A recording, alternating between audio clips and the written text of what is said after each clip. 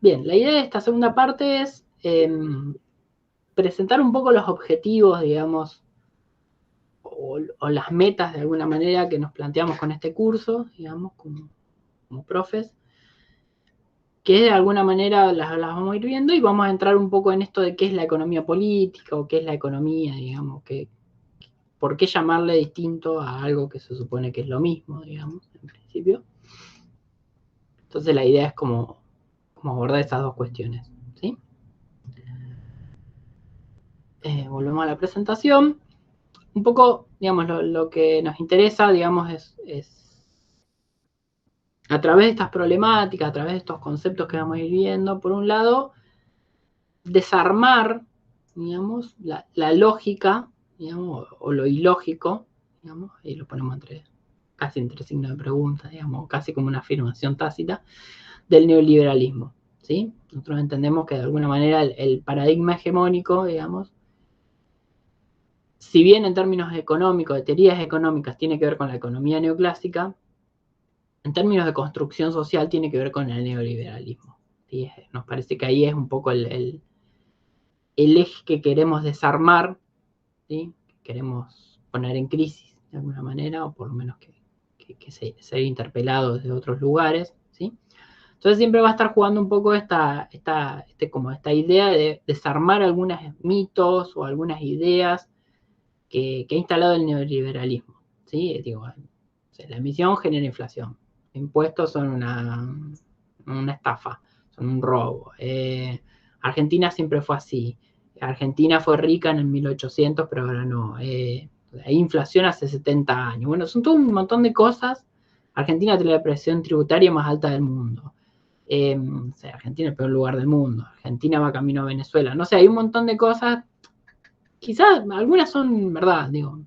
Creo que elegí todas que no, pero quizás algunas sí, pero se instalan como mitos en el sentido de que son frases que ni siquiera se tienen que explicar. O sea, va la gente y dice, la Argentina tiene la mayor presión tributaria del mundo. Eso ya de por sí es como una verdad absoluta, que además no se sabe bien qué significa, porque siempre va a haber un país que tiene la mayor presión tributaria del mundo. O sea, la persona más alta del mundo, siempre va a haber una persona más alta y una persona más baja del mundo, digo, o sea. ¿Y qué significa? Sí, la persona más alta, bueno, si mide 2,40 m, probablemente tenga problemas para conseguir cama y no sé qué, pero bueno, también puede jugar al básquet. Digo, ¿no? ¿Qué implica ser el más alto del mundo o el más bajo? ¿Sí? Y en ese sentido queremos desarmar esos mitos porque se instalan como verdades, se repiten, digamos, se repiten hasta el cansancio, y cuando uno no adhiere a eso tiene que empezar a como demostrar que eso no existe, que no es real, digamos, como que entra todo en una lógica que también es un poco perversa y que tiene que ver con esta construcción de la hegemonía, digamos. A veces para construir hegemonía es mejor tirar una frase, un eslogan, algo que pegue y que quede, más que nada, problematizar algo, mostrar la complejidad, mostrar las distintas aristas, y a lo mejor terminar diciendo, mirá, no sé bien cómo se soluciona esto. Porque atrás de cada uno de esos mitos hay una respuesta, ¿sí? Si los impuestos son un robo, no tiene que haber Estado. Es como causa-consecuencia, es muy sencillo, digamos, la lógica.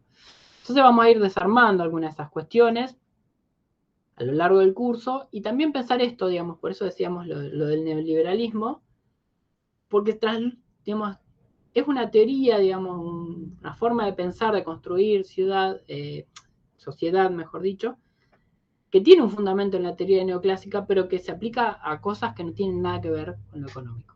Yo acá les traje, digamos, en su momento fue bastante debatido, digamos, Patricia Bullrich, cuando era ministra de Seguridad, diciendo que la despenalización de las drogas fracasó en todos los lugares donde se aplicó, una ley general, digamos, y después diciendo que Holanda se había convertido en un narcoestado. No sé si algunos se acuerdan, digamos, en su momento causó bastante revuelo, sobre todo porque los holandeses salieron a quejarse, digamos, de que no era un narcoestado Holanda, digamos, tiene toda una política de liberalización, digamos, justamente de liberalización de las drogas, pero ahí por eso digo el discurso neoliberal, porque si ven, siempre se plantea como liberal, como la libertad y demás, pero la droga la quieren prohibir, ¿sí? Entonces ahí empiezan las contradicciones, digo. La droga está prohibida, digamos, un montón de cosas, el tema del aborto en su momento y demás. Entonces, Patricia Bullrich dice, bueno, la despenalización fracasó en todos los lugares donde se aplicó. Bueno, una ministra de Seguridad opinando sobre un tema que tiene una arista de seguridad, digamos. En Rosario, digamos, podemos dar cuenta de ello, digamos, la cuestión de la seguridad o la inseguridad y el narcotráfico. Pero lo que nos interesa es como el argumento, digamos, a ver cómo lo va, cómo demuestra de alguna manera, digamos, toda esta problemática que pasa en Holanda, dice ella. Entonces dice, ahí están los links a los videos de YouTube, si lo quieren ver, no hay ningún problema, si quieren sufrir. Dice, en Holanda hoy están diciendo que Holanda es un narcoestado. Los propios holandeses dicen eso, no es que ella estigmatiza desde Buenos Aires, sino que los mismos holandeses dicen que es un narcoestado. O sea, parece que es un problema y ella sabe. Los mismos funcionarios holandeses, dice, están en una crisis. Son los principales exportadores de droga de síntesis de Europa. Dice, y todo por lo que significa que, digamos, la despenalización, y acá viene lo que me interesa, la despenalización genera la idea, digamos, lo que genera es bajar la idea de riesgo. O sea, está la persona que va a consumir o que va a traficar o lo que sea, digamos, cuando vos lo despenalizás no hay riesgo, ¿sí? Porque no hay riesgo de que te detenga la policía, que te hagan un juicio, de que termines en la cárcel. Entonces, cuando baja la idea de riesgo, dice Bullrich, aumenta inmediatamente la cantidad de consumo de drogas. O sea, en Holanda se despenalizó la droga, ¿sí? Baja la idea del riesgo y de repente todos los holandeses salen a drogarse. Digamos. Lo que me interesa mostrar es que es la lógica, digamos, de lo que sería, digamos, es trasladar la lógica del ejemplo del mercado, ¿sí? O sea, si yo les digo que, no sé, el precio de los megas de internet bajó, ustedes capaz que llaman a la empresa y le dicen, che, en vez de 50 megas, dame 100 megas, ¿sí? O no sé, ahí lo veo a Valentín que tiene un ventilador. Bueno, los aire acondicionados se volvieron más baratos. Y bueno, capaz que Valentín diga, y la verdad que me pongo un aire acondicionado, porque este ventilador en verano no llega, ¿sí? Pero ni siquiera es eso, no es que dice la droga bajó de precio y por eso la gente se droga, ¿sí? Sino que dice, como bajó la idea de riesgo, de repente la gente se droga. ¿Sí? Es como una... Lo que me interesa mostrar es como que, digamos, lo que está pensando es justamente la lógica de lo que sería lo que llama la economía ortodoxa, el homo economicus, el individuo maximizador de bienestar y hedónico, digamos, que lo único que le interesa es consumir, y que siempre enfrenta algún tipo de riesgo o de precio, pero en la medida que ese riesgo o precio baje, va a querer consumir más. ¿Sí?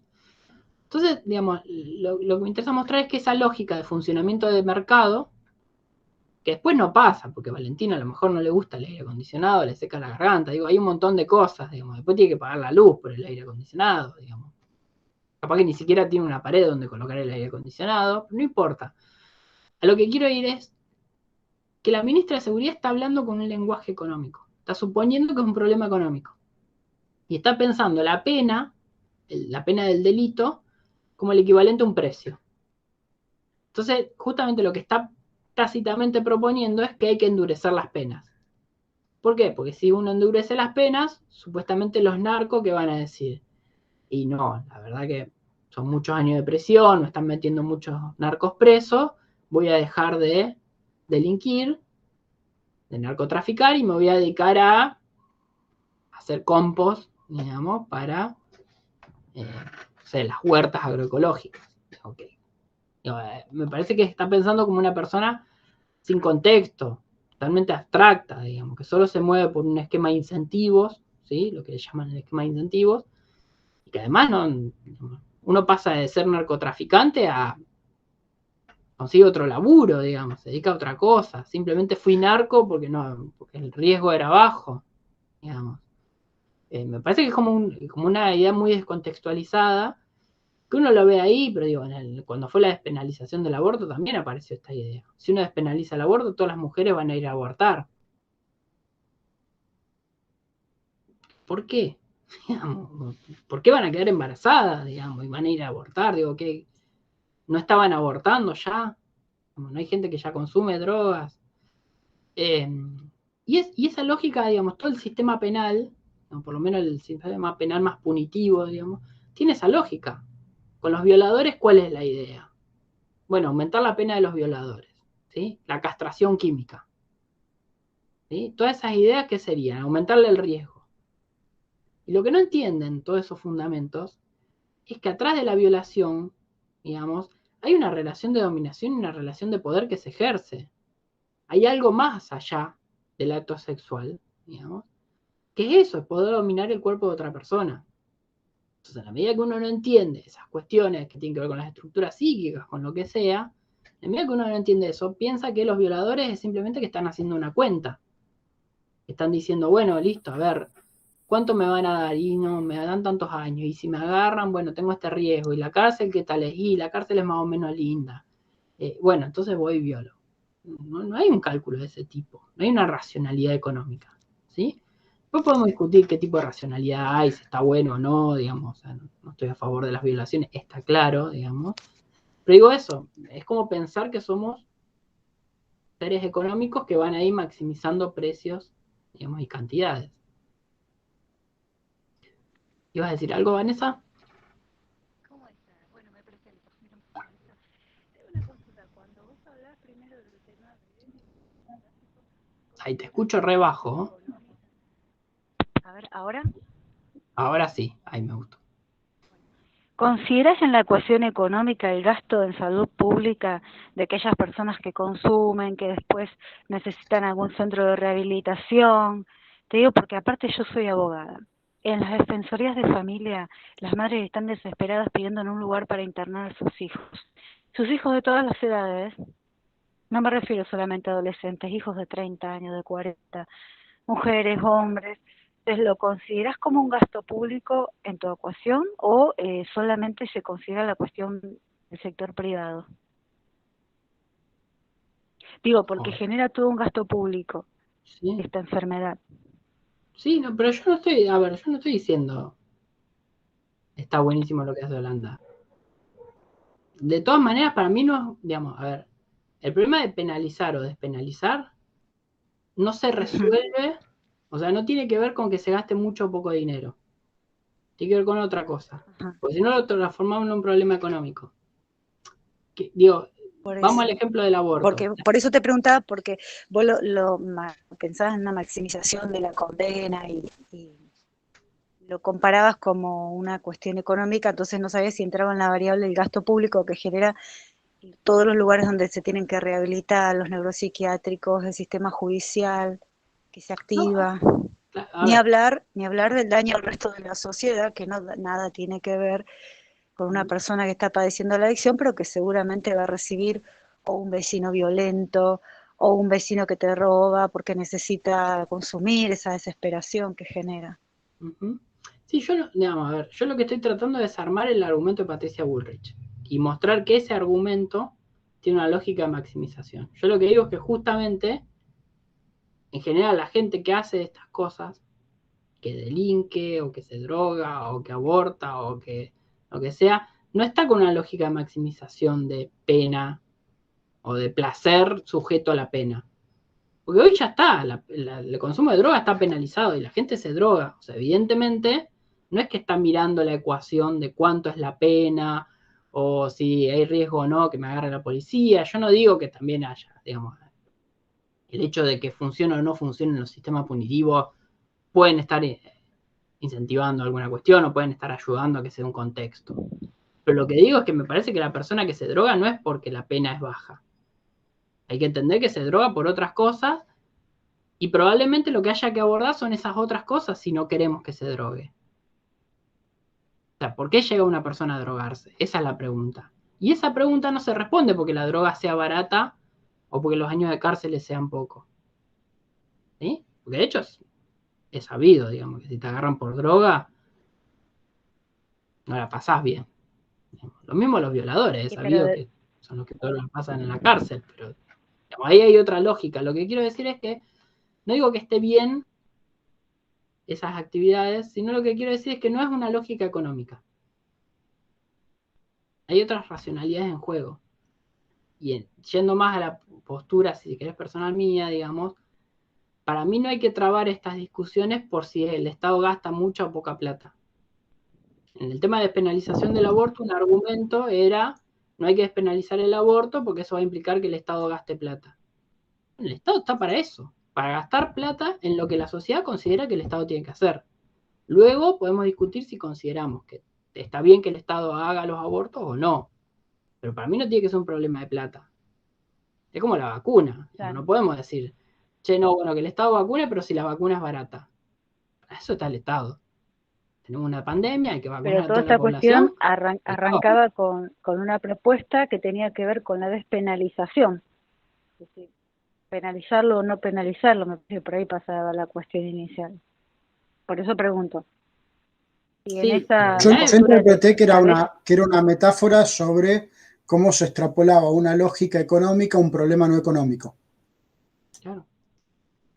Esa era la idea, mostrar cómo una ministra de Seguridad, para abordar un tema de seguridad, para responder a un tema de seguridad, no responde en términos de seguridad, ni en términos de adicciones, sino que responde en términos de una lógica económica, lo que dice Rodrigo. O sea, está pensando eso. Como bajó la idea del riesgo, salen a drogarse. Como si antes no no, se hubieran perdón, yo drogado. no lo interpretaría así, sino que por el contrario, mira, yo doy clase, por ejemplo, y los adolescentes interpretan aquello que está prohibido, aquello que está permitido. Y lo que está permitido por el Estado suponen que está bien y que no es riesgoso. Desde ya el Estado tiene un ministerio de, supongamos, de salud, donde también se ocupan, por ejemplo, decirte, mira, este alimento tiene grasas trans, no lo consumas, porque si lo consumiste va, y hay una previsión, y lo mismo que hay una previsión, o podría llegar a existir con consumo de alcohol, con el tabaco. Mínimamente la idea de despenalizar también genera una permisión, un permiso, y si el Estado te da permiso está bien. Entonces, por ahí ese es el mensaje que en lo personal considero que es peligroso, que es pernicioso. Pero digo, me parece que está bueno porque lo estás respondiendo bajo otra lógica. No lo estás pensando como una cuestión de si subo 2 años de condena lo van a dejar de hacer o si bajo 2 años de condena lo van a hacer.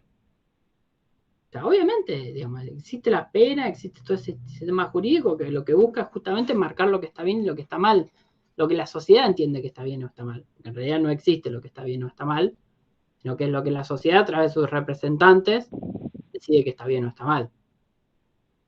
Porque eso cambia todo el tiempo. Justamente es el juego de la democracia. En todo caso, la Sí, sociedad... yo creo que no, pero la Constitución en ese sentido, en tanto y en cuanto todos somos libres mientras no perjudiquemos a terceros, y creo que si cuando se traspasa ese límite, ahí, independientemente de la moralina de la época, ahí ya estamos en una cuestión límite, donde sí podemos definir y discernir claramente qué está bien y qué está mal, porque me está invadiendo a mí, porque tal vez esa persona salga a manejar en un estado de consumo turbado y de repente maneja, está en el tránsito y me puede perjudicar a mí.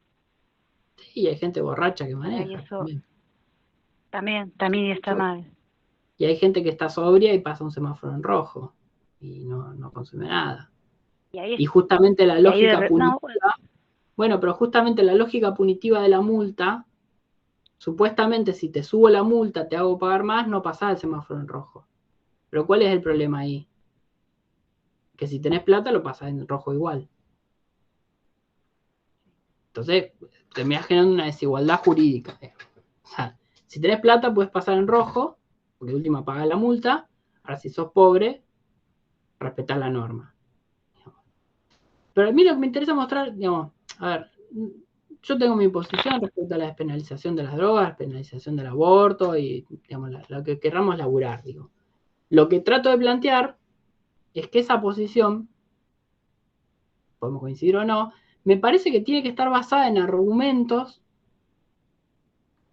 que excedan lo económico. O sea, para mí no es un, digamos, o sea, si nos vamos a trabar en qué está bien o qué está mal porque el Estado gasta mucha plata, vamos a terminar en cualquier cosa.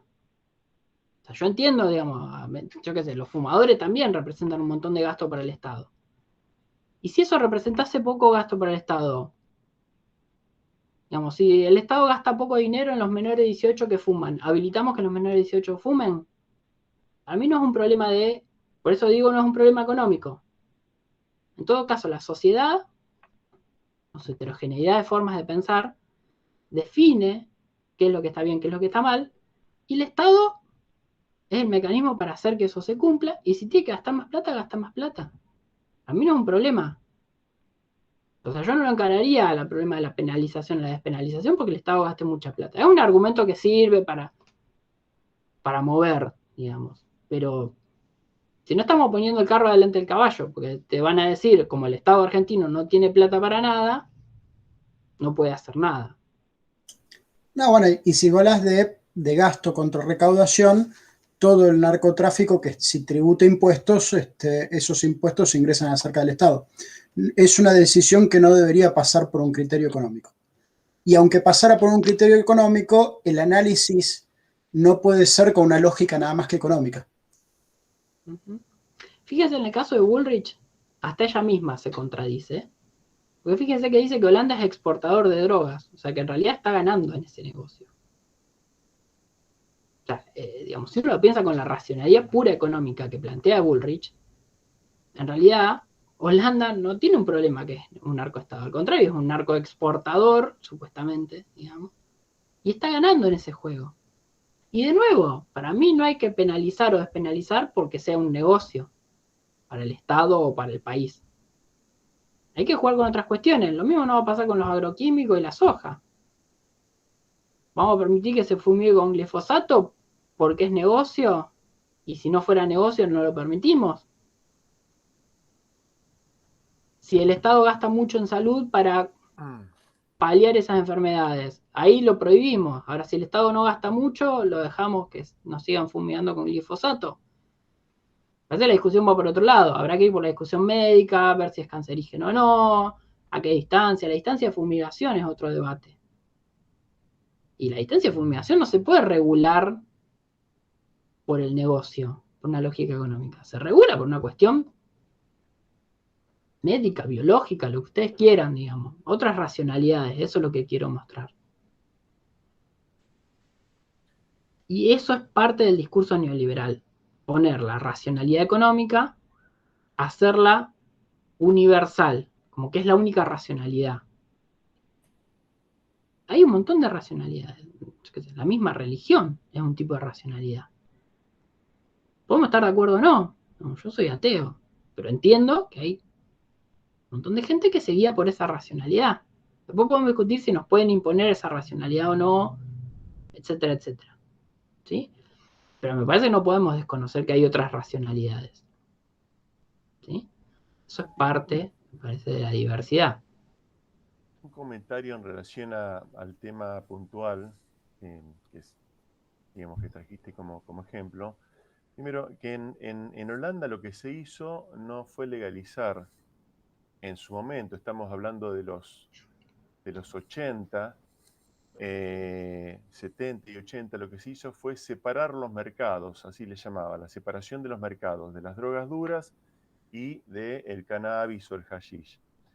De tal manera que tuvieron un poco más de control con las drogas duras y habilitaron de alguna manera en determinados lugares para que la gente pudiera consumir hashish, los coffee shop, todo esto.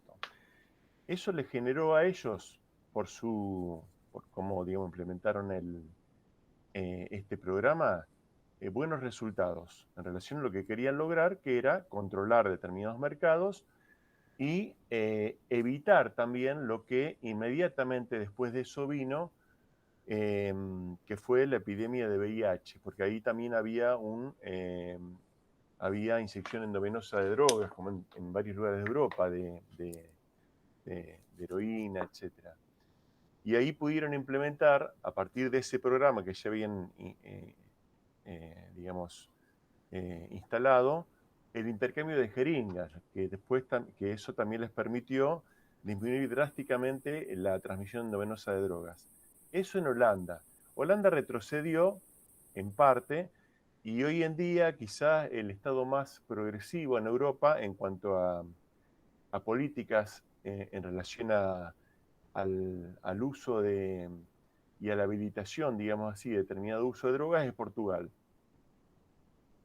Lo interesante es pensar si la despenalización y la penalización, qué resultados produjeron. Porque si hay algo que fracasó alevosamente a nivel mundial fue la penalización del uso de drogas. Eso está demostrado y eso fue una política muy clara que bajó del norte, como tantas otras políticas, ¿no? Ya vemos los resultados en toda Latinoamérica de la política prohibicionista. Ha fracasado rotundamente. Entonces, bueno, y también creo yo, se habló del tema del aborto, un tema interesante, porque son los dos grandes fenómenos o cuestiones que están penalizados, si bien hay una ley de despenalización del aborto ahora, pero en los hechos y en muchos lugares continúa penalizado. Fíjense, consumo de drogas y aborto. Están penalizados y están estigmatizados. Eso hace que los que están soportando ese problema, en el caso del aborto son claramente las mujeres, muchas veces no llegan a los centros de salud. Hay una heterogeneidad importante en el país.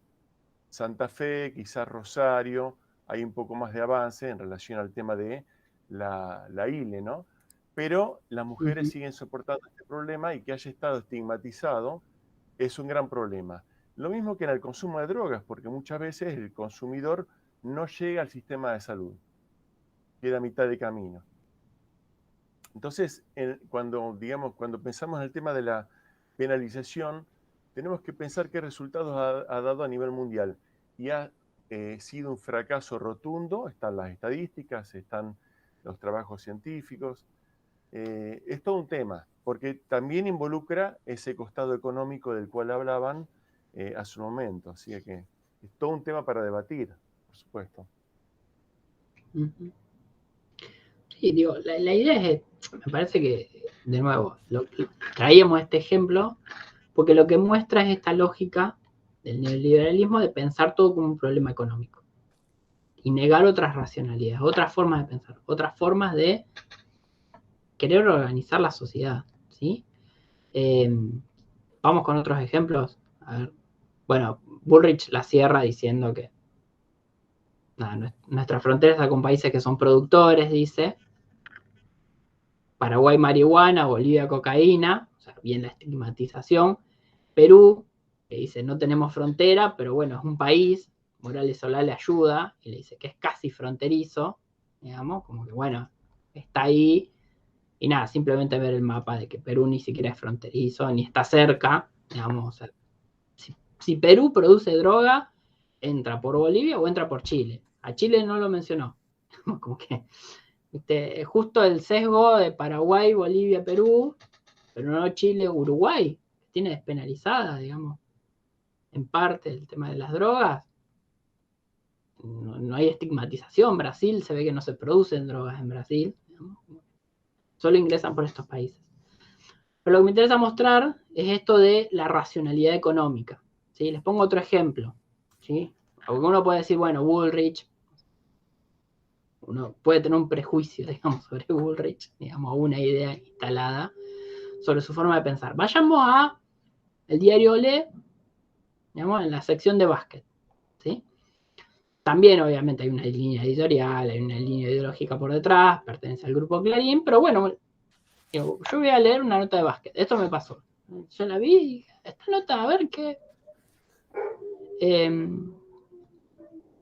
Dice, ¿cuántos jugadores tenemos? Y escribe Marcelo Nogueira, que es un periodista deportivo que se dedica a ver partidos de básquet. O sea, no debe haber estudiado economía, por lo menos no estudió licenciatura en economía, creo. Y básicamente él partía de un diagnóstico, uy, perro del vecino, como que había pasado la generación dorada, Ginóbili, Scola, Nocioni, digamos, ya no estaban más en la Liga Nacional, y como que la Liga Nacional era medio mala.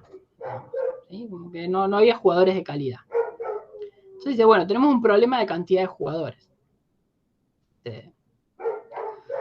Entonces plantea la solución. Bueno, ¿cómo mejorarían ustedes el nivel de los jugadores de básquet en Argentina? Alguno me dirá, no sé, entrenadores, ir a buscar los pibes altos, preguntar genéticamente, no sé, fomentar, no sé, que se dé básquet en la escuela primaria, no sé, alguna estrategia que tiene que ver con lo deportivo, ¿no? Fomentar los clubes de barrio, no, fomentar los clubes grandes, las asociaciones, sociedades anónimas, no sé, alguna cuestión de política deportiva. Él dice, no.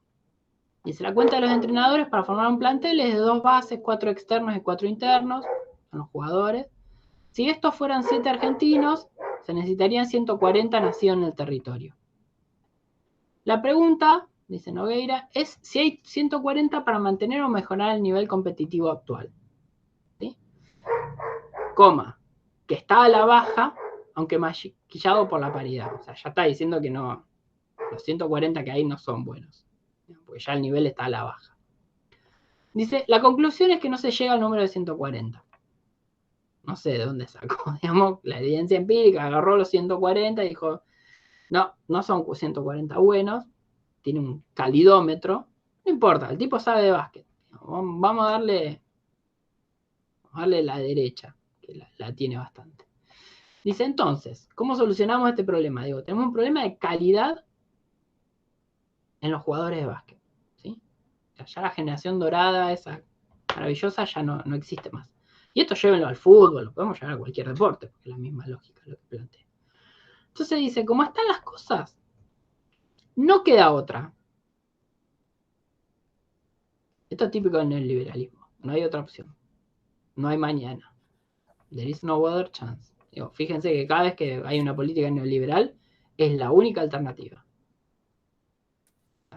Nunca existe la alternativa de no hacerlo. ¿Sí? Dice, no queda otra que hacer un trabajo de reducción de equipos. O sea, en vez de 20 equipos, tiene que haber menos. Para que dentro de 3 o 4 temporadas, por medio de ascensos y descensos, se vuelva a 16. Díganme los economistas si no suena la mano invisible y los mecanismos de mercado. ¿Sí? De esta forma, dice, o sea, pasando de 20, digamos, a 16, automáticamente, otra típica palabra neoliberal, como lo dijo Bullrich, bajamos la penalización, automáticamente la gente se droga, bajo la cantidad de equipos, automáticamente, y acá le doy la derecha, se jugarían menos partidos, y sí, en menos equipos, se juegan menos partidos, se necesitan menos jugadores, no sé por qué, digamos, quizás porque hay 4 clubes que no tendrían jugadores, digamos, y de esta manera, en el marco de una oferta mayor, o sea, claro, si necesitábamos 140 y ahora vamos a necesitar menos, quizás 120, digamos, va a quedar jugadores sin laburo, digamos. Así se regularía de forma automática el mercado económico de contrataciones. Básicamente, ¿cuál es la solución de este periodista deportivo que supuestamente no baja ideología ni política ni económica, ¿sí? Que está hablando de básquet, de un problema de calidad? Básicamente, ¿qué está diciendo? Bueno, dejemos gente sin trabajo y de esa manera no entiendo bien por qué los que quedan jugando serían mejores. Porque a todo esto no termino de entender. ¿Se entiende? Digo, lo que está planteando es que hay un mercado económico de contrataciones, que si todos tienen laburo, no vamos a tener buenos jugadores, que hay que dejar gente sin laburo para que los que quedan se esfuercen más y sean... O sea, Ginóbili llegó a ser Ginóbili porque había gente desempleada. ¿Cuál es la lógica? A ver, Vanessa, no se te escucha. Ahí sí, no, claro que ahí sí, ¿se escucha? ¿Ahora? Sí, ahí sí. Bueno, no, por lo menos, digamos, siguen su línea de razonamiento. porque de acuerdo a esa especie de meritocracia va a surgir por una competencia. Sí, pero en realidad ellos afirman que según lo que ellos afirman, por la competencia va a sacar lo mejor de cada uno. Y ahí en ese intercambio del otro libre mercado generaría mayor esfuerzo. Eso es lo que ellos plantean. No digo que esté bien y está mal, pero por lo menos son... Perdón, no sé si tendrá algo que ver, pero esto que está contando Guillermo me hace acordar automáticamente, justamente, a la propaganda de la dictadura con el tema de las sillas, ¿se acuerdan? ¿La vieron? Cuando dice, bueno, que entre la industria extranjera para que la industria argentina compita y mejore su producto. Más o menos, si la pueden ver ahí en YouTube, está el tema de la industria argentina y la competición con la extranjera. Está muy bueno el tema esto de la comparación, la meritocracia, el tema de la competencia, y también no sé si tiene que ver con esto de la explotación también laboral, porque justamente te están diciendo, hay un montón que quieren ocupar ese lugar, tenés que esforzarte más o aceptar mis términos. Sí, yo creo que hay dos cosas. Para mí, el ejemplo de los deportes es muy bueno, porque en los deportes, si bien hay una lógica del entrenamiento y demás, pero hay una cosa que no lo resuelve la meritocracia. O sea, discúlpenme, pero digamos, yo me pongo a entrenar el doble de horas que entrena Messi y no me van a salir las cosas que le salen a Messi. Hay una psicomotricidad que tiene Messi, que de hecho no la tiene Cristiano Ronaldo, y que no la tiene, digamos, no la tiene nadie. Digamos, Messi, Maradona, ¿por qué fueron eso? Porque entrenaron mucho. Maradona es un buen ejemplo.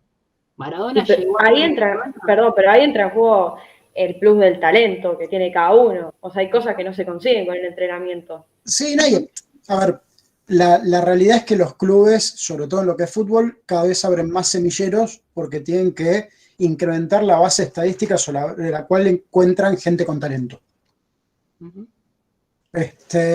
Ahora, lo interesante es que este tipo está queriendo plantear la lógica de escasez para decir de esta forma, entonces se van a esforzar y van a jugar, porque si no juegan bien es porque son vagos. Exacto. Es una culpa moral que no estén jugando bien porque son vagos y tienen la panza demasiado llena. Además, el ejemplo se para desde un lugar muy... lo único que falta es que los manda a agarrar la pala. Además, en el básquet, piensen, digamos, yo jugué al básquet, digamos, no llegué, digamos, muy lejos, pero digo, los más habilidosos, en general, son los más petizos, ¿sí? El problema es que para llegar a la NBA... Como Campazzo. Pero mira lo que le cuesta a Campazzo en la NBA. Está todo el tiempo al borde de que le revienten de un taponazo, porque en el básquet, si medís 2 metros o medís 1,60, no es lo mismo, por más que seas habilidoso. En el fútbol sí, Messi es bajito. Sí, y el Diego también. El Diego también, bueno, justamente. Pero es un deporte donde no se nota tanto, capaz que no va a cabecear, pero en realidad tira el centro, ¿sí? Ahora en el básquet, si vos medís 1,50, puedes ser el más habilidoso del mundo, pero tenés un límite que tiene que... Digo, pensemos en el rugby. Rugby puede ser... Guillermo. Buenísimo. Ahora, si no tenés la estructura física para bancarte ese golpe, está bien. Está frito. Está bien. Por eso, me parece que el análisis es multivariado, y aquí se ha visto, pero volviendo a lo que vos decías del argumento, sin querer defenderlo, porque no me parece válido esto de reducir los equipos, pero sí tratando de entender con qué lógica lo plantea, uno podría decir, a ver, si hay 30 jugadores buenos sobre 140 y después eso pasa a ser 30 jugadores buenos sobre 110, en términos porcentuales son más los buenos y los buenos juegan más entre sí. Yo he visto algunas lógicas, yo no estoy diciendo que esté bien, estoy diciendo que me parece que un poco va por ahí. Entonces, como hacer algunos equipos de elite con solo los más buenos, una cosa así. Bueno, me parece que un poco va por ahí el razonamiento y eso. Está bien. qué resultados da, habría que verlo. Habría que... Bueno, pero ahí me parece que es interesante, porque digamos, vos lo estás pensando con otra racionalidad, que no es la económica. Vos fíjate que acá la conclusión es que hay una oferta mayor, es decir, hay trabajadores que se quedan sin laburo, con lo cual van a aceptar una rebaja de salario. Esta discusión, se los pongo en términos concretos, esta nota del diario salió cuando Teis Sports, canal del grupo Clarín, que contiene el diario B, que es el principal televisador de la Liga Nacional, estaba renegociando los contratos de televisación de la Liga Nacional porque justamente Leo Gutiérrez, que era de la generación dorada, había logrado un contrato muy alto en términos de lo que se venía pagando en la Liga Nacional. Entonces, ¿qué hicieron los clubes? Como tenían que pagar el contrato más alto, en ese momento creo que era Peñarol, le dijo a Teis Sports, bueno, aumentame lo que me pagás por televisación de los partidos. Entonces, ¿cuál es la respuesta de Teis Sports? Probablemente no le haya querido pagar de más, es bajémosle el salario a todos los otros. O sea, es defender su negocio. Y el objetivo no era, digamos, y yo te puedo entender, a lo mejor es una buena estrategia para mejorar la calidad ligas de elites. Otra estrategia puede ser esto, o al contrario, horizontalizar. Es decir, bueno, que más gente juegue al básquet y de esa manera. Exacto, bueno, sí. Bueno, es una discusión, pero la podemos tener, y fíjate, la vamos a tener en términos deportivos. Pero a nadie le importa cuál es el salario. Y nadie te va a decir, ¿eso cuánta plata sale? O sea, el sistema estadounidense con las universidades y demás, y nadie lo cuestiona porque salga mucha o poca plata. Lo cuestionan por si logra o no jugadores de calidad en los deportes y demás. Entonces, lo que me interesa mostrar es, más allá de que estemos a favor o no, de hacia dónde quiere ir, lo que me interesa mostrar es que esto es un mecanismo de mercado. Automáticamente se jugarían menos partidos y mejora la calidad. O sea, no, estoy de acuerdo, Guillermo, con lo que planteas, estoy de acuerdo, pero lo que, a ver, no termino de entender del todo por qué lo que él dice es un argumento económico y lo que yo digo no lo es. Digamos, si aumenta en términos porcentuales, hay más calidad de jugadores y juegan más los buenos entre sí.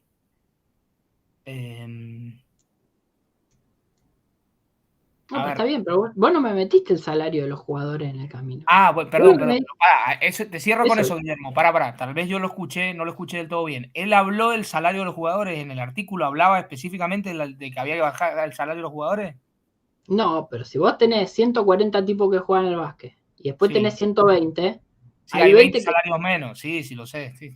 Y hay 20 que, a ver, vos pensás que sos un jugador de Liga Nacional, ¿sí? O sea, ya te dedicás a jugar al básquet. Medís 2,10 metros. Sí. No sos de los mejores, pero sos un jugador profesional. Tu familia ya vive de eso. Estás, digamos, naciste en Mendoza, como era tu caso, y jugás en Entre Ríos porque te contrataron de Entre Ríos. O sea, tu familia la hiciste percha, tu hija va a la escuela de la provincia en la que juegas al básquet, ¿sí? Te dicen, mirá, te quedás sin laburo porque hay menos equipo y necesito menos jugadores. ¿Vos qué haces? ¿Te pones una panchería, una cervecería artesanal? ¿O te vas a probar otro club? Porque así, vos vas a seguir jugando al básquet. Te vas por otro lado, claro. Te va por otro lado. En el otro lado te dicen, mira, yo no te puedo pagar los 100 que te pagaba Guillermo, porque que te echó, te puedo pagar 80. Sí. Y vos lo agarrás. Sí. Y en realidad lo que está buscando esto, me parece, es más que una transformación cualitativa de los jugadores, es justamente una rebaja de salarios. Y generar ejército de reserva en términos de Marx. Exacto. Eso. Porque ¿a qué otra cosa se va a dedicar ese jugador? Ya está. Su vida está armada en relación a eso. Su físico está construido en relación a eso. Su idiosincrasia. Lo que ve a la noche seguro ve partidos de la NBA. Digo, lo que me interesa mostrar es eso. Que digamos que yo te puedo entender la lógica que vos me decís. Bueno, armemos elites. Porque los jugadores, no sé, mejor si compiten entre los mejores y se les genera una lógica, digamos, al estilo de la NBA, que son los mejores, compiten entre los mejores y terminan siendo los mejores, en términos generales. Siempre igual hay alguno que rompe la regla. Pero no importa el salario. O sea, la NBA no está pensando, y aparte fíjense que es bien neoliberal porque es bien la lógica del ajuste. Pues yo te podría decir al revés, contratemos más equipos, haya más competencia, No, es la lógica bien del ajuste. Sí, sí, está bien. Okay. Pero de nuevo, no me interesa tanto discutir si está bien o está mal, sino mostrar que es una lógica económica. Es pensar que esto es un mercado y que la calidad de los jugadores es como la calidad de la ropa. Si vos haces ropa de mala calidad, nadie te la compra, entonces ¿qué haces? Y tenés que mejorar la calidad. Bueno, vos sos un jugador de básquet, no sos cualitativamente bueno, no te contratan, ¿qué tenés que hacer? Mejorar tu calidad. Sos una mercancía más. ¿Sí? Lo que digo es no hay política de deportes, no hay nada. Digo, esto no lo resuelve el Ministerio de Deportes, esto lo puede resolver el Ministro de Economía. No necesitas saber de básquet, digamos, para hacer esto, para bajar los salarios. O sea, es una lógica bien económica. Bueno, esto era para otra discusión, la ley de meritocracia y el spot, digamos, en su momento que fue famosa en el 2016. Acá les dejo otro ejemplo más de género, después lo pueden ver. Vamos a pasarlo rápido, para así ya cerramos. Por ejemplo, también otro ejemplo que les dejo, digamos, después lo pueden ver, les vamos a pasar los PowerPoint, obviamente. Alguien en contra de los carriles para colectivos, de lo que es el carril exclusivo para los colectivos, diciendo porque justamente la gente que de más dinero, su tiempo es más valioso. Entonces lo que tendrían que tener un carril exclusivo son aquellas personas que tienen más dinero, no los que van en colectivo, porque en general la gente de menos ingreso. De nuevo, fíjense que la lógica, no me interesa ahondar mucho, pero la lógica es bien económica. Quien tiene más plata tiene derecho a circular rápido, quien tiene menos plata no tiene derecho. El derecho se construye en función de una cuestión de meramente económica.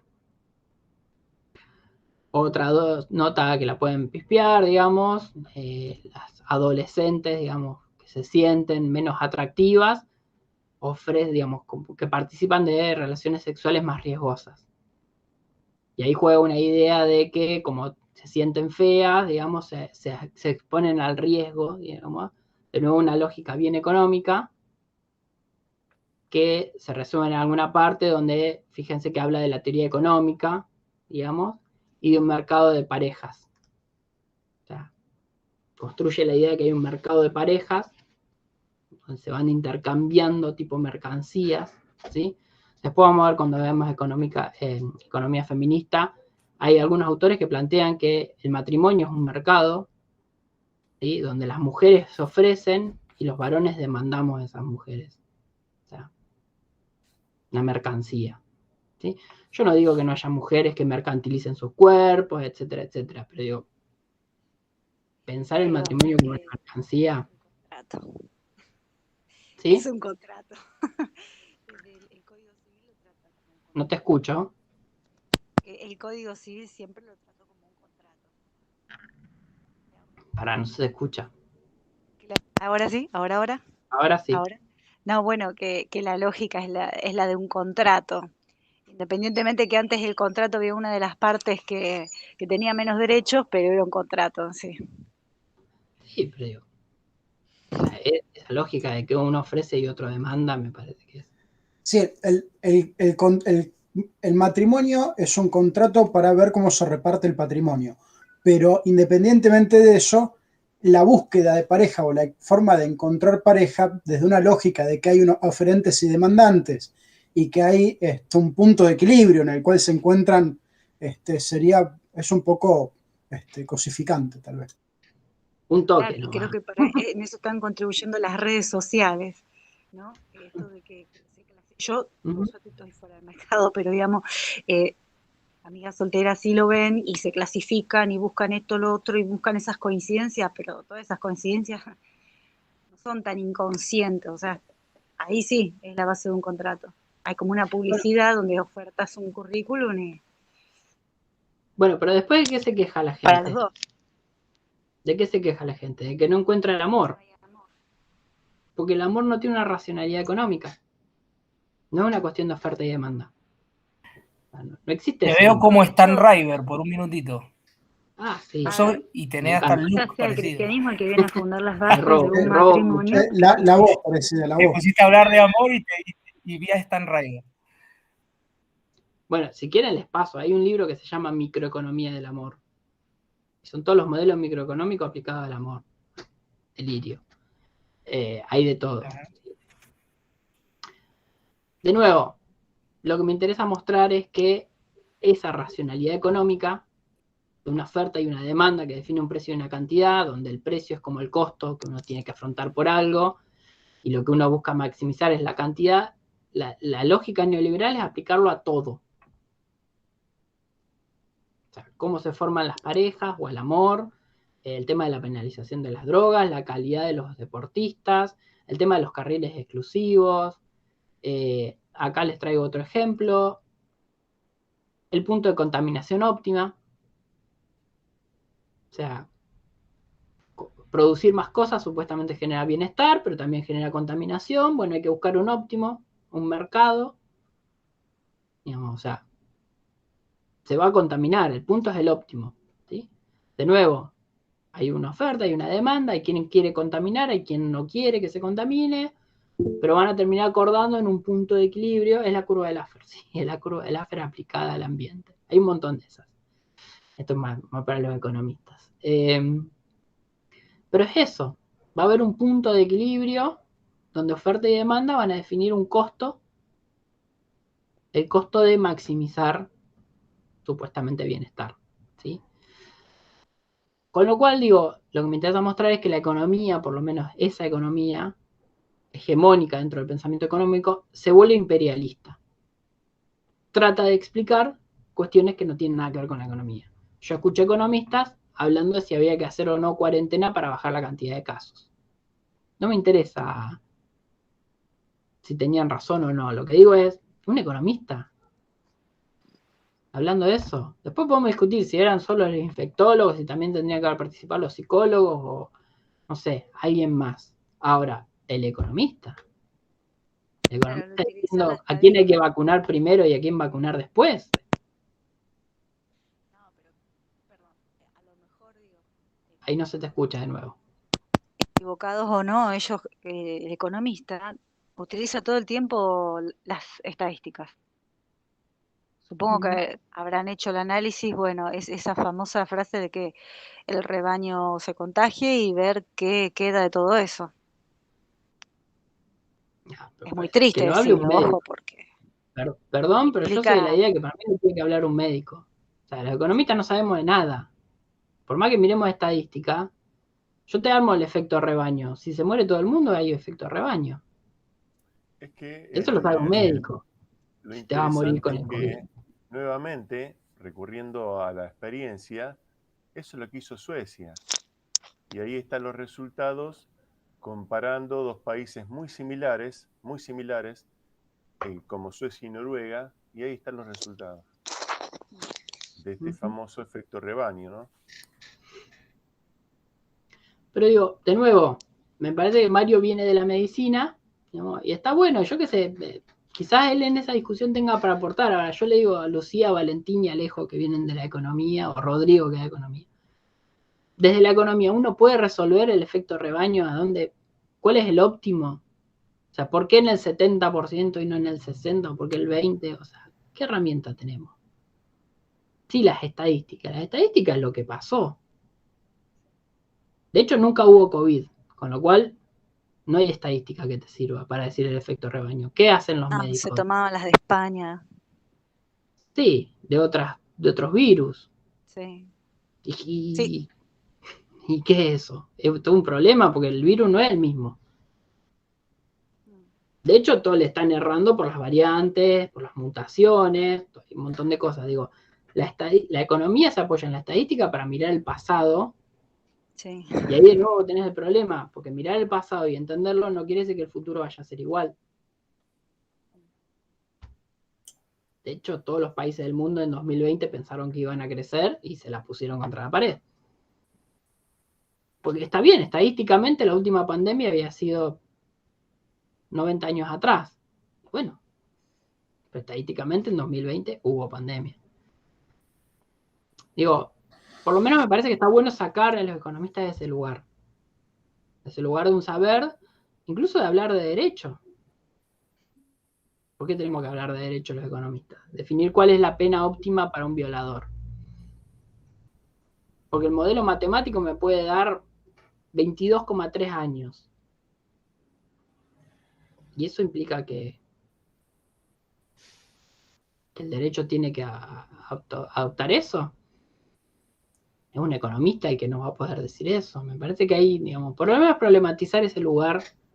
¿Es posible que el intrusionismo de la economía sobre otros ámbitos de la vida esté dado por un cierto paradigma plutocrático, ¿no? Decir, bueno, lo que más nos importa a nivel sociedad global es la rentabilidad y por lo tanto lo que tienen mayor poder de decisión o una palabra más fuerte sobre estas temáticas son los economistas y los contadores y bueno, el resto es porque atenderán los detalles. Sí, no sé, yo creo que porque es la disciplina que más se ha adaptado o que más adapta su discurso, la economía mainstream, digamos, la economía neoclásica, es la que más adapta su discurso justamente a representar esos sectores de poder. Sí, ojo, yo lo planteo como paralelismo tal vez a una sociedad teocrática de la Edad Media en la cual los curas salían a hablar de cosas que no tienen nada que ver, hablan de medicina. Claro. Y vos te encontrás hoy en día economistas hablando de medicina.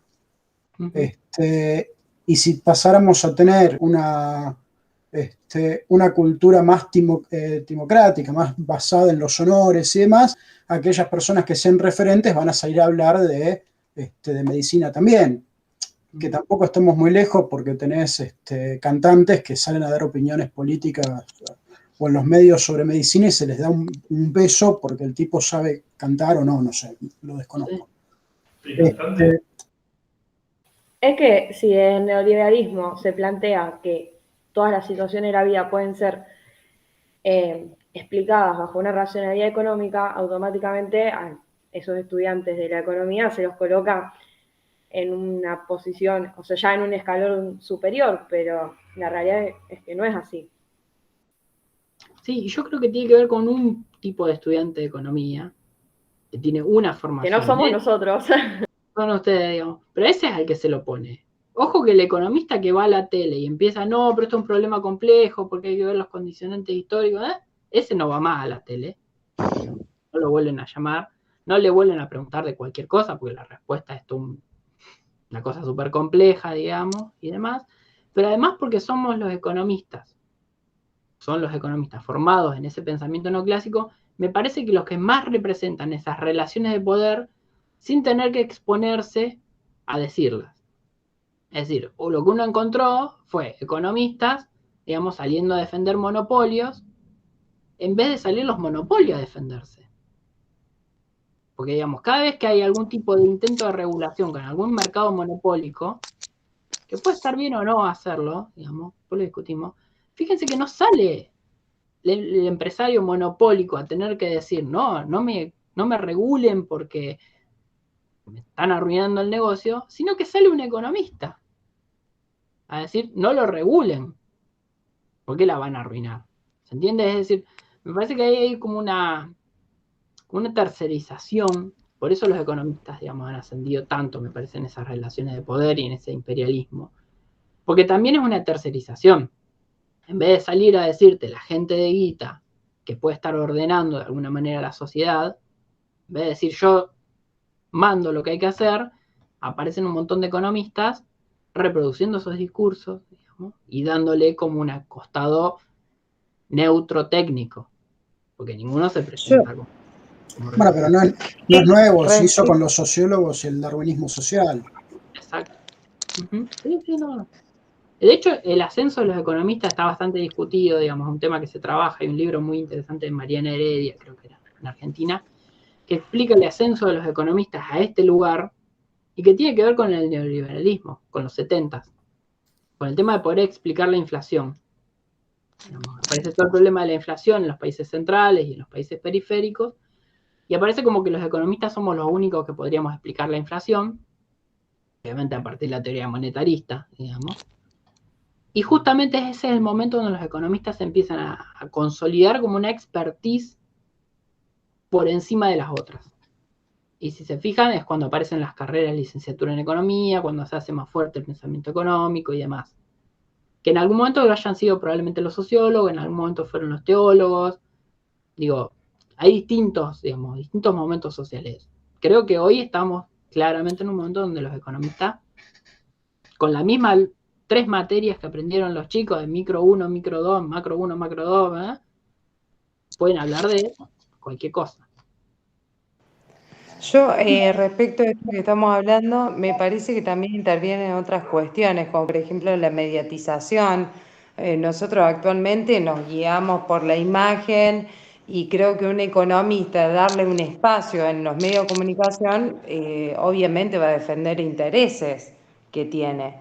Y a eso de tratar de explicar todo de manera simple para que la gente lo pueda entender de alguna forma, es como que se va desdibujando la especificidad del economista y también el entendimiento. Estamos ante una sociedad que no lee, que no se informa y que no tiene un pensamiento crítico respecto a cuestiones justamente económicas. Entonces, es muy difícil esto de mantener un discurso crítico y todas estas cuestiones que estamos hablando. Aparte de la inmediatez, queremos todo inmediato, ¿sí? Entonces, los medios de comunicación son muy funcionales a esas cuestiones. Sí, y es peligrosamente gebeliano. O sea, la estructura del discurso simplificado, axiomático, dogmático y demás, yo no quiero ofender a ninguno de los presentes, pero vos lo escuchás a Milei hablar, y tiene una forma de argumentar y de bajar línea muy simplificada, muy básica, muy ignorando cualquier tipo de complejidad, muy dogmática. Vos decís, esto es Goebbels, o el ABC de Goebbels, por lo menos. Sí. Yo les cuento un ejemplo. A mí me enseñaron en la materia que ahora doy, digamos, me enseñaron a maximizar, digamos, la cantidad de trabajadores del mercado de trabajo de un país. Yo siempre cuento lo mismo, que no sé, el punto de partida era 30 millones de trabajadores, ponerle un número así, digamos, y te hacían maximizar con una ecuación matemática y te daba, siempre me acuerdo que me daba, no sé, 23,7. O sea, que ni siquiera me daba cantidad de personas enteras, digamos. Era un problema de maximización donde me daba 23,7 trabajadores. O sea, no eran ni 24 ni 23 y había que rajar gente, digamos. Y era bien pragmático y bien... lo único, lo que importa es maximizar una función social y bueno, si queda gente afuera, queda gente afuera. ¿Cuál es el problema? Digo, para esa lógica. La gente quedó afuera, y bueno, pero es un problema de maximización, digamos. El ideal es que vos te quedes afuera. Si querés entrar, bueno, vas a terminar rompiendo el sistema, lo vas a hacer que funcione mal. Es bien darwinismo social, es terrible.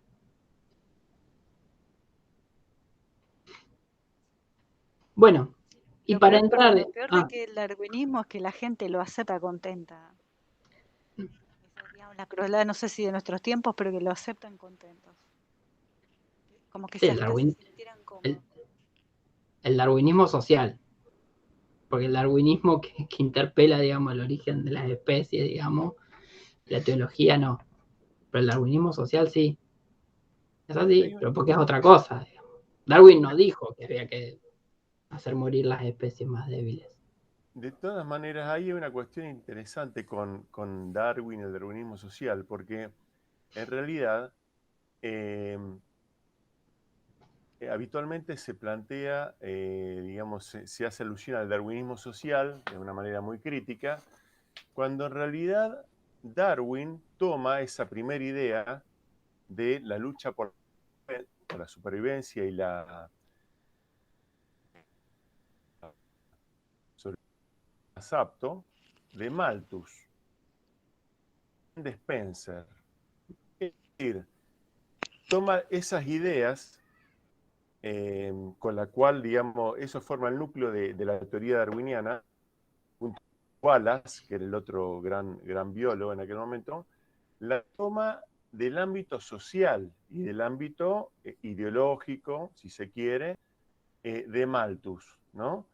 Y la lleva a la biología.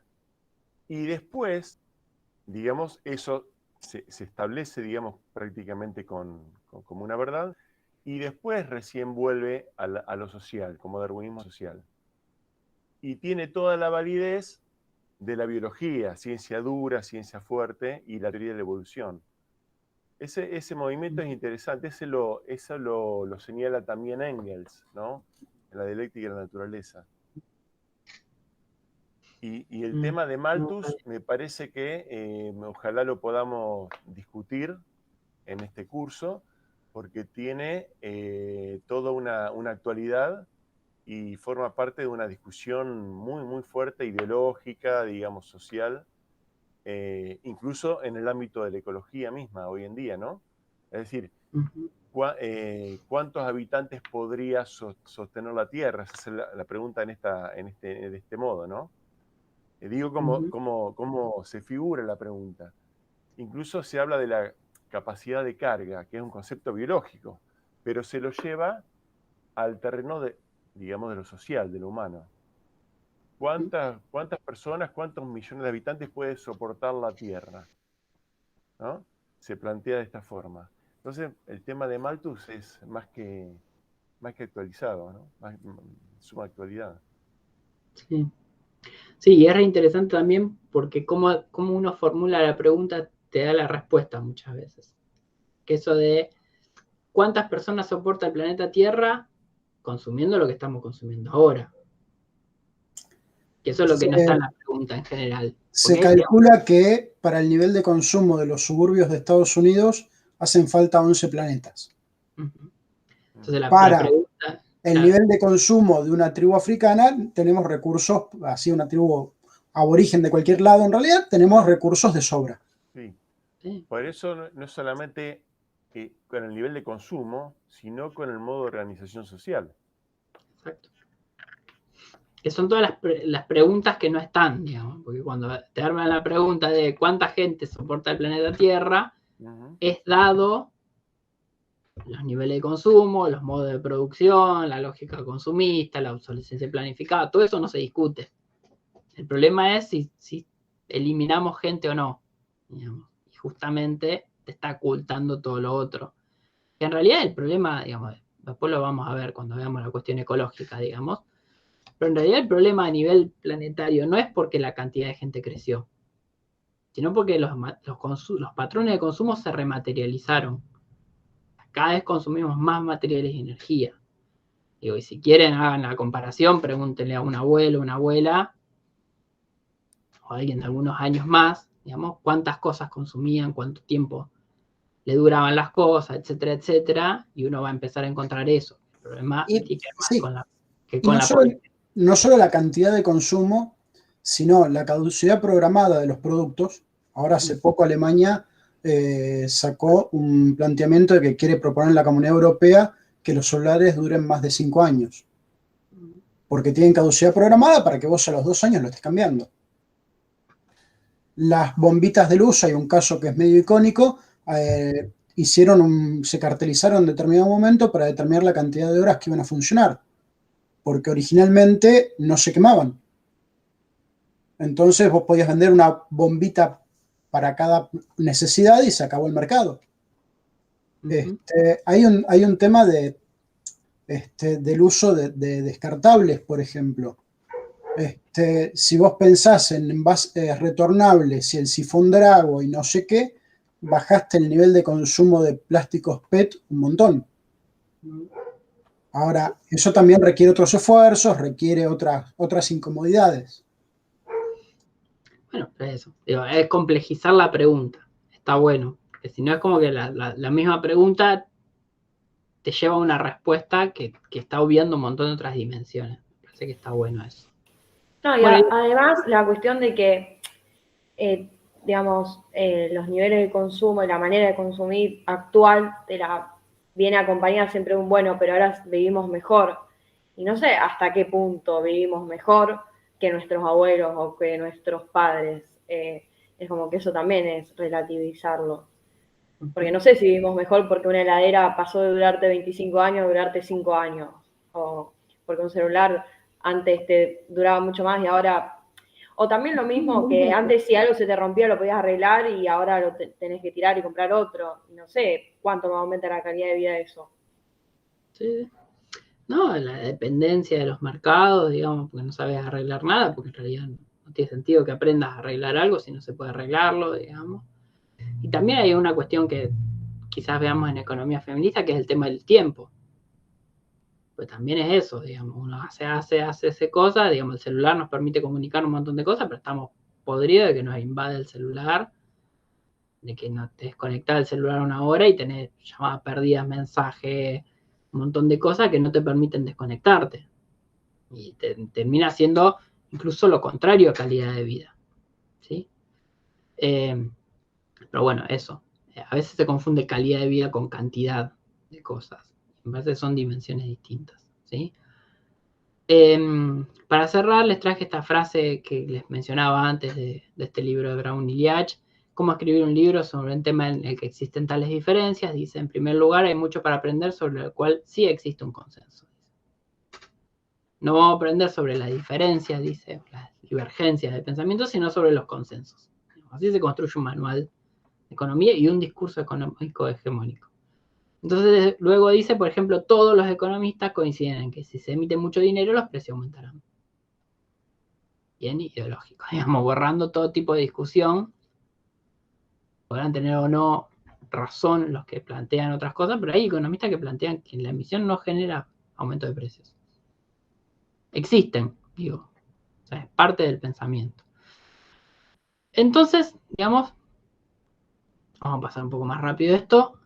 Lo que nos interesaba para cerrar es, digamos, cómo se define la economía, digamos, brevemente, digamos, en algunos de los textos clásicos, digamos, hay una definición de Mochon y Becker, digo, es la ciencia que estudia la asignación más eficiente o más conveniente de recursos escasos de una sociedad para la obtención de un conjunto ordenado de objetivos o necesidades.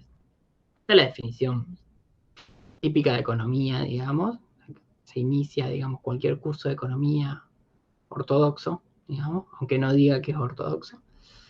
Y que tiene que ver con esto, con la asignación eficiente, con la escasez, ¿sí? Con las necesidades infinitas, ¿sí?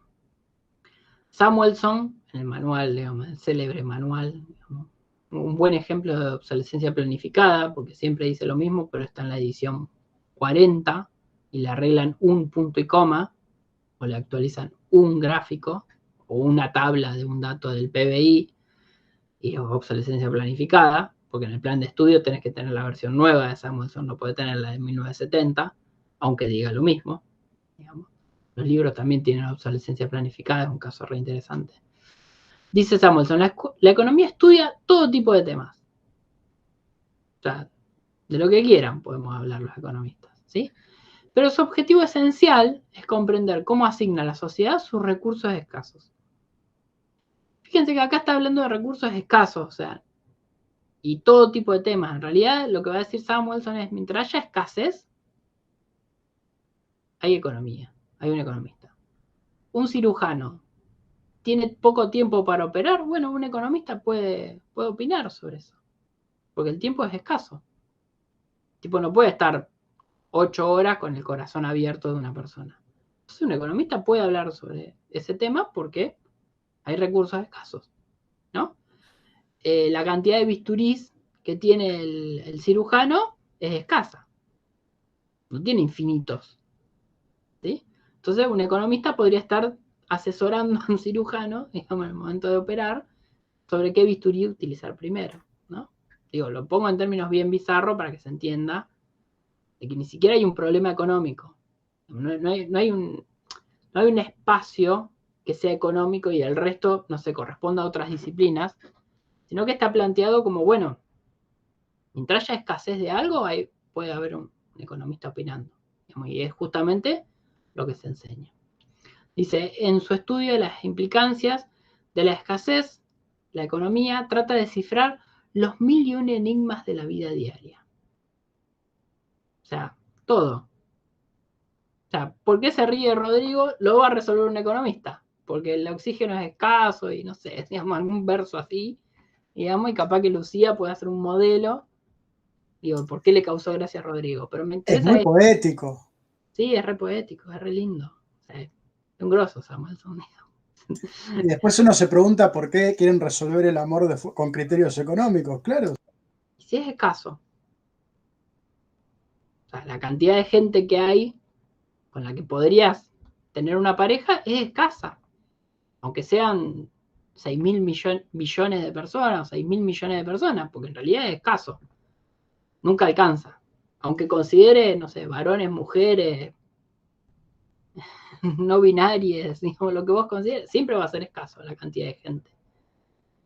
Entonces siempre va a haber un problema económico. Las 1001 enigmas de la vida diaria. O sea, no sé, ¿por qué se ponen la zapatilla derecha primero y después la izquierda? Es un problema económico. Te lo puede responder un economista. Digo, es re imperialista esto. O sea, fíjense que no se define la economía como un espacio o un ámbito, digamos, una parte de la vida social, y por lo que por fuera hay otros donde, bueno, obviamente la economía no tiene herramientas, sino que es el todo. Sí, como que nunca delimita el objeto de estudio. Todas sus ciencias tienen delimitado el objeto de estudio y la economía todo. La economía todo. De hecho, ¿para qué existe la sociología? Digamos, si la economía explica la sociedad. Digamos, ¿para qué existe el psicoanálisis o la psiquiatría, lo que ustedes quieran, digamos? Si la economía lo puede explicar. ¿Sí? Nosotros vamos a parar más de esta definición de Oscar Lange, digamos, que es un economista polaco, marxista, digamos, que de alguna manera también tiene algunas limitaciones. Dice, es la ciencia de las leyes sociales, o sea, esto de que necesita algo de las ciencias biológicas, digamos. Primero decir que es una ciencia y que hay leyes, digamos, como que necesita esa cosa de las ciencias naturales. Pero habla de dinámicas sociales, si se quiere, pensémoslo mejor, que rigen la producción y distribución de bienes materiales que permiten satisfacer las necesidades humanas. Y acá, fíjense que define un subespacio, donde hay producción y distribución de medios. O sea, si se forma una pareja, no hay producción y distribución de bienes. Bueno, entonces, digamos, eso no es un problema económico. ¿Entiende? A ver, Vanessa. Seguramente lo va a ver a futuro. Tenemos todo un régimen patrimonial, hasta de las uniones convivenciales. Me encanta que haya una microeconomía. Me encantaría que haya una microeconomía de los divorcios. Ahora, no una microeconomía del amor.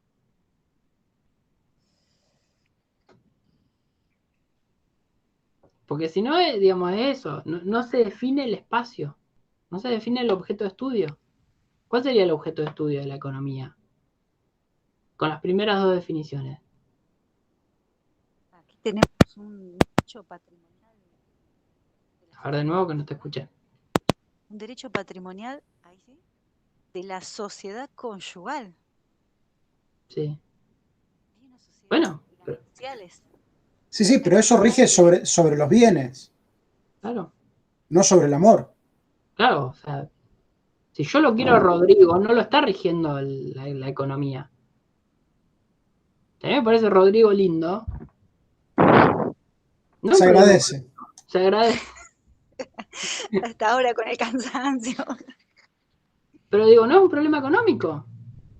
Lo va a ser, seguramente. Porque después van a unirse y tendrán que convivir y la convivencia surge gastos no, bueno, y demás. Hay problemas económicos que vienen asociados. Está bien. El asunto es, si vos estableces un vínculo con alguien, nada más que porque tienen necesidades equivalentes y de golpe no hay amor. Lo que tenés es un tratado comercial sobre cómo por tomo cada uno a pagar el alquiler, si vos te gusta lavar los platos y a mí me gusta cocinar. Y uno puede lograr convivencias que son muy copadas desde el punto de vista de la funcionalidad de la convivencia, pero muy vacías desde el punto de vista del amor. Bueno. Lo he intentado. El único que dijo que el amor era parte de la base del matrimonio fue el cristianismo. Después los demás no. Inclusive el resto de las religiones no lo mencionaron. No hay ningún problema. Pero es muy triste. Yo por eso estoy hablando, me sostengo hablando de los vínculos y del amor. Después el matrimonio sí, es una forma contractual de garantizar la división de bienes. No, la subsistencia también de cada uno de los cónyuges. Está bien, sí, en un modo de producción capitalista en el que solo podés subsistir si tenés bienes. Pues en realidad también se podría solucionar de otra manera, digo. O sea, si uno pudiera sobrevivir sin la necesidad de tener bienes, podría tener otro tipo de arreglo. Pero lo que me interesa mostrar es que no existe una especificidad de la economía en las primeras dos definiciones. De hecho, hay algunos economistas que dicen la economía estudia la acción humana. Y entonces la filosofía y la historia, ¿qué estudian? No te escucho. No. ¿Cómo podríamos definir un objeto de estudio de las ciencias económicas? Tendría que ver con un resultado que se pueda traducir en dinero o en la obtención de riquezas o en el reparto de las mismas. No, por eso Sí, nosotros digo porque hoy los alumnos me lo preguntaban y me lo repreguntaban. A mí me gusta particularmente hablar de la producción y distribución asociado a necesidades y a recursos de bienes materiales y no materiales, porque también tenés el software, tenés toda la economía de conocimiento y demás. Pero, ¿qué pasa? Tenés que poderlo acotar de alguna manera. No es que vos podés agarrar y decir, esto reemplaza la historia o reemplaza las ciencias políticas. Estás viendo cómo repartimos la pizza, es una cosa, el poder explicar por qué la gente quiere comer es otra. O el hecho de ya meternos a decir quién tiene derecho a comer. No, también el tamaño de la pizza. Igual creo que estoy teniendo una crisis de carrera. Está bien, hay que tenerla en algún momento. Incluso, digamos, le retruco, digamos, le agrego a Rodrigo, digamos. En realidad es la producción y distribución de medios materiales siempre, que no existen los activos, digamos, la producción intangible, que en realidad tiene una base tangible. O sea, el proceso productivo de, no sé, esta clase tiene un impacto ambiental. Si uno no la agarra a la clase, pero hay una producción y distribución de bienes, digamos, que tiene una dimensión física. Lo que pasa es que está invisibilizada. Tenés un servidor enterrado en el medio del océano, tenés cables transoceánicos, digamos, tenés satélites o antenas que transmiten y retransmiten, digo, hay toda una dimensión física. Hay sustentos físicos y demás, pero vos lo que vendés a veces es un algoritmo, una fórmula. Sí, que tiene un sustento físico. Que después puede plasmarse físicamente en algo, puede registrarse o puede traspasar por medios físicos, pero la materialidad es... la materialidad de la cosa, no sé si define a la cosa. No, está bien, pero lo que digo la materialidad de una guitarra no hace que uno sepa tocar. No. Pero digamos, lo que estudia la economía no es si sabes o no tocar, sino cómo se produjo la guitarra. Ese es el objeto de estudio de la economía. ¿Por qué se produjo esa guitarra? ¿Cómo se produjo esa guitarra? ¿Y por qué te la pudiste comprar vos y no Lucía? Ese es el objeto de la economía. Ahora, después, si tenés una guitarra, ¿quiere decir que vas a aprender a tocar la guitarra? No es el objeto de estudio de la economía. Sí, ojo, yo cuando hablo de economía de conocimiento me refiero, yo desarrollo un jingle y vendo un jingle. ¿Dónde está el soporte material de eso? ¿En una partitura? Sí. No estoy vendiendo la materia papel. Estoy vendiendo, y es más, puedo agarrar y decirte lo tarareo. Y te cobro por tarareártelo. ¿Y la materialidad dónde está? En la vibración del aire. O sea, hay la tangibilidad puede llegar a resultar un poco más etérea. Ahora, hay una producción, hay una distribución y hay necesidades de distintos tipos y hay sectores que tienen necesidades y hay que ver cómo se distribuye entre esos sectores. Bueno, esa es un poco la lógica de la economía política. Y bueno, vamos a ese problema de producción y distribución, no de asignación de cosas escasas, que podría ser cualquier cosa, sino justamente donde haya un proceso de producción y distribución. Si hay un proceso de producción y distribución, sí, hay un objeto de estudio de la economía. Por eso se habla de economía política, digamos, o hablamos de economía política, porque la economía seca nunca habla de producción y distribución, sino que habla de esto, de escasez, de necesidades. De hecho, te plantean que, por ejemplo, hay estimaciones que tratan de ver, digamos, el PBI de China en el año 600. Y en realidad China en el año 600, si bien se producían y se distribuían cosas, digamos, no se hacía bajo una lógica mercantil. Entonces estás trasladando un concepto de una lógica mercantil a un concepto o a un proceso histórico que se dio con otra lógica. Pero si vos pensás que el problema es la asignación de recursos escasos a necesidad infinita, en el 600 de China se hacía eso. Había recursos escasos y necesidades infinitas. O sea, no hay, digamos, no existe una temporalidad, digamos, de la economía. O sea, no solo es universal, sino que te puede explicar, no sé, el accionar de Dios, si uno cree que Dios existe, digamos, o de Cristo en la tierra, si uno cree que Cristo estuvo en la tierra. Pero bueno, por eso nosotros nos paramos de esto, digamos, donde hay un proceso de producción y distribución, ¿sí? Ahí va a estar digamos, el problema económico, ¿sí? Como una lógica distinta de la definición, ¿sí? Que también la economía feminista le marca, digamos, que a eso le falta, digamos, el problema de la reproducción de la sociedad.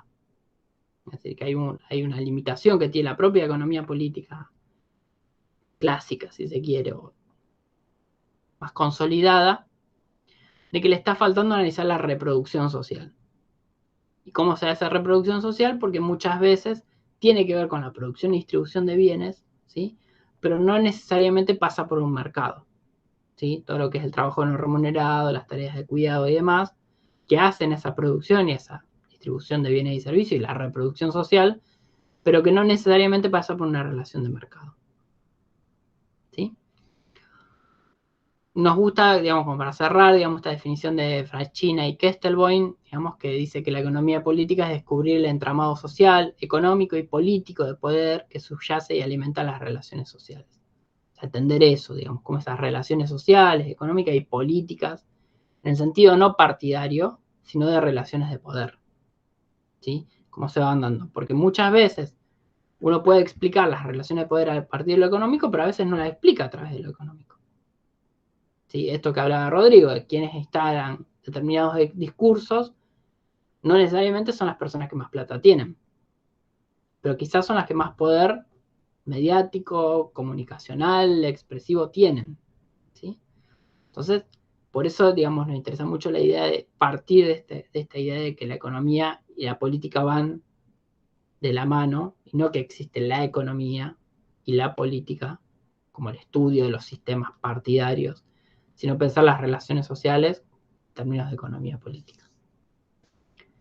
Esa es un poco la propuesta, digamos, que vamos a hacer.